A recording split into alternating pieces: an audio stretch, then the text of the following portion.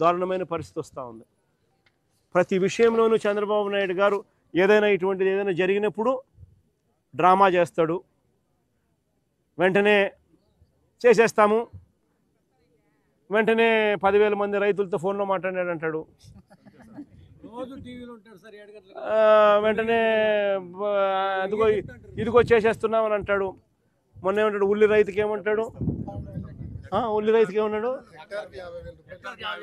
హెక్టార్కి 50,000 అన్నాడు. దాని ముందు 1,200 రూపాయలు పర్ క్వింటాల్ కొంటానన్నాడు. అది కొనలా, అది పోయి మళ్ళీ ఆ తర్వాత 50,000 రూపాయలు పర్ హెక్టార్కి ఇస్తాను, అది బాయా. ఆ తర్వాత scene cut, Chandrababu topic divert, మళ్ళీ ఏదో అంటాడు. టాపిక్ డైవర్ట్ చేసేందుకు ఏదో గుడిలో లడ్డు అంటాడు, ఇంకోటి అంటాడు. అయ్యినాడు ఆంధ్రజ్యోతి టీవీ5 డంక టాపిక్ దాంట్లో డైవర్ట్ చేస్తారు. మళ్ళీ ఈ రైతులంతా మళ్ళీ రైతుల బతుకులు మళ్ళీ బస్ స్టాండే. పొగాకు రైతులైనా అంతే,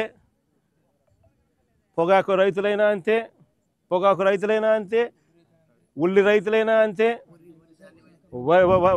వరి పరిస్థితి అంతే, చీనీ రైతులైనా అంతే, అరటి రైతులైనా అంతే, టమాటో రైతులైనా అంతే. అసలు ఏ పంటలకు కూడా గిట్టుబాటు ధర రాకపోయినా కానీ ఆ ఈనాడు, ఆ ఆంధ్రజ్యోతి, ఆ టీవీ5, ఆ దొంగల ముఠ వీళ్ళంతా కలిసి రాష్ట్రాన్ని లూటీ చేస్తారు. లూటీ చేసిన సొమ్ముని వీళ్ళంతా కలిసి పంచుకుంటారు కాబట్టి చంద్రబాబు నాయుడు ఏం చేసినా కానీ డంకా డబ్బా కొట్టడం, టాపిక్ డైవర్ట్ చేయడం.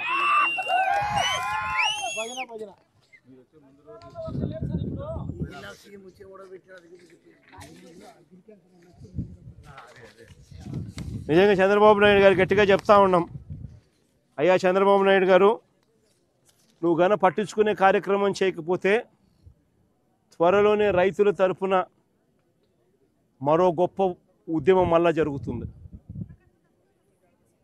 ఇప్పటికే ఫీజు రీయింబర్స్మెంట్ అందక పిల్లలు కూడా అగసాట్లు పడతా ఉన్నారు.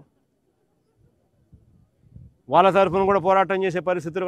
దాదాపుగా ఫీజు రీయింబర్స్మెంట్ ఈ డిసెంబర్కి వస్తే 8 క్వార్టర్స్ ఫీజులు కూడా ఇవ్వాల. 8 ఇంటూ ఒక్కొక్క క్వార్టర్కి 700 కోట్లు అంటే 8 ఇంటూ 7 అంటే 5,600 కోట్లు. ఇచ్చింది కేవలం 700 కోట్లు. దాదాపుగా 4,900 కోట్లు ఫీజు రీయింబర్స్మెంట్ బకాయిలు, మరో 2,200 కోట్లు వసతి దీవెన బకాయిలు.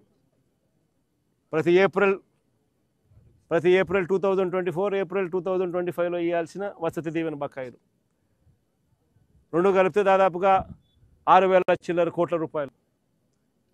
పట్టించుకునే నాతుడు లేడు. రైతుల పరిస్థితి చూస్తే ఇట్టుంది. సూపర్ 6, సూపర్ 7 గాలికి ఎగిరిపోయి ఇట్లాంటి అక్కచెల్లెమ్మల పరిస్థితి చూస్తే, ఇటువంటి పిల్లల పరిస్థితి చూస్తే ఇంకా దయనీయంగా ఉంది. ఏమన్నాడు, ఇట్లా 18 ఏళ్ళ నుండి నా అక్కచెల్లెమ్మ చూసి ఏమన్నాడు, నెలకు 1500 ఇస్తానన్నాడు కనుక,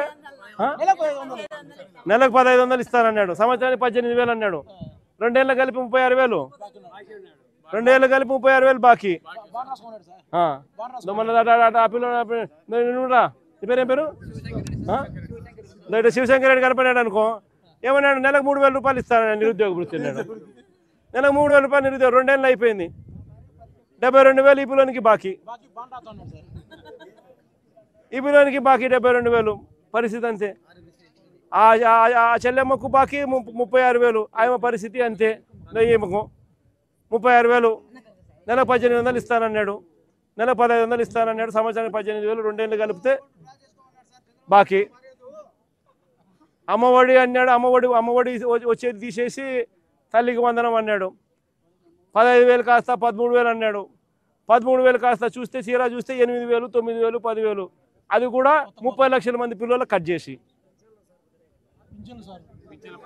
పెన్షన్ల పరిస్థితి చూస్తే ఏకంగా వైఎస్ఆర్సీపీ ప్రభుత్వ హయాంలో ఎన్నికల నాటికి 66 లక్షల చిల్లర పెన్షన్లు ఇస్తూ ఉంటే ఈరోజు 61 లక్షకు పడిపోయినాయి. తీసేసినారు. అంటే 5 లక్షల కొత్త పెన్షన్లు ఇవ్వకపోగా 5 లక్షల పెన్షన్లు ఉన్నవి కట్ చేసేసినారు. ఎవడు సంతోషంగా ఉన్నాడని అడుగుతా ఉన్నా. మరోవైపున చూస్తే గవర్నమెంట్ రంగంలో గవర్నమెంట్కి సంబంధించిన ఆస్తులు మెడికల్ కాలేజీలు అమ్మాలని చూస్తాడు, శనక్కాయలకి బెల్లాలకు. మెడికల్ కాలేజీలైనా అమ్మేస్తున్నాడు, గవర్నమెంట్ భూములైనా కానీ శనక్కాయలకు బెల్లాలకు ఇష్టం వచ్చినట్టు స్కాములు చేస్తూ అమ్మేస్తాడు. రాష్ట్రానికి సంబంధించిన ఏ ఆదాయం కూడా రాష్ట్ర ప్రభుత్వ ఖజానాకు రాకుండా చంద్రబాబు నాయుడు దోచేస్తూ ఉన్నాడు.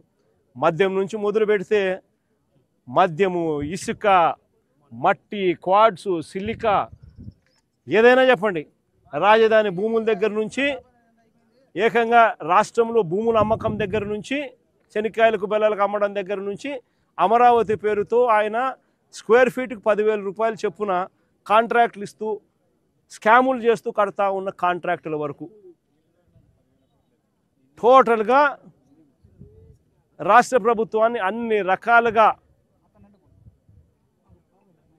రాష్ట్ర ఖజానాను లూటీ చేస్తూ ఉన్నారు. చంద్రబాబు నాయుడు ఆయన ఎల్లో గ్యాంగు, అందరూ వాళ్ళే దోచుకునేది పంచుకునే దానికి. దీనికే వాళ్ళకి సమయం సరిపోవడంలా.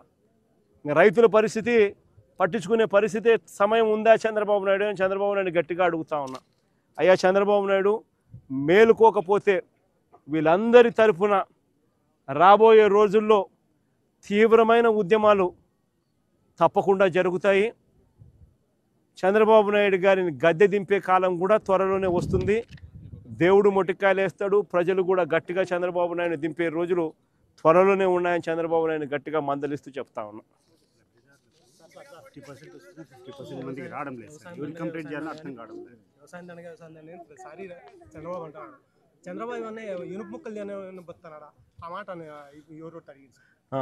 నువ్వే చెప్పు.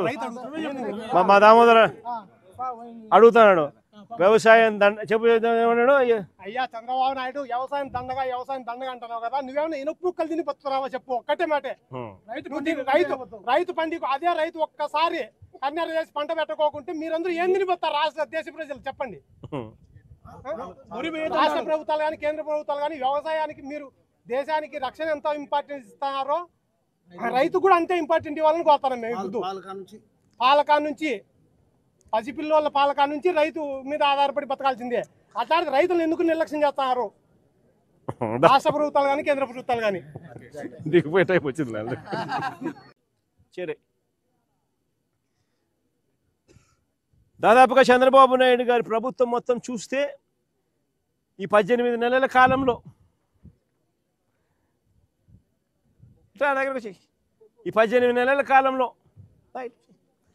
18 నెలల కాలంలో దాదాపుగా 16 సార్లు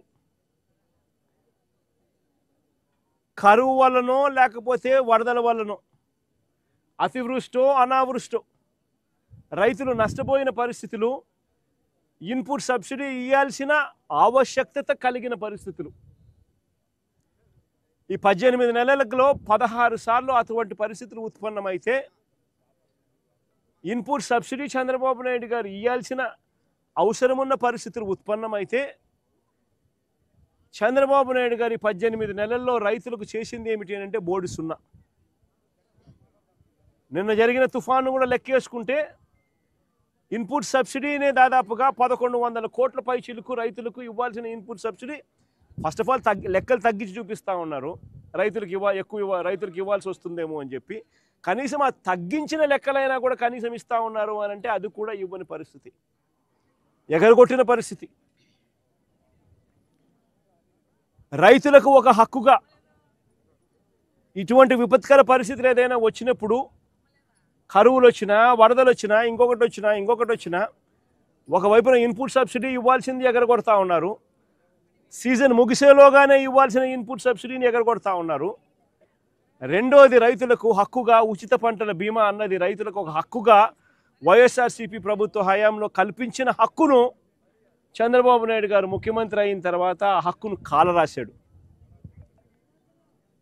84 లక్షల మంది రైతులు వైఎస్ఆర్సీపీ ప్రభుత్వ హయాంలో ఆర్బీకేల పరిధిలో ఈ క్రాప్ చేసి, ఈ క్రాప్ అంటే రైతును పొలంలో నిలబెడతారు, వేసిన పంట మధ్యలో ఆ పొలంలో రైతు నిల్చొని ఫోటో తీసి జియో ట్యాగింగ్ చేసి దాన్ని ఈ క్రాప్ అని అంటారు.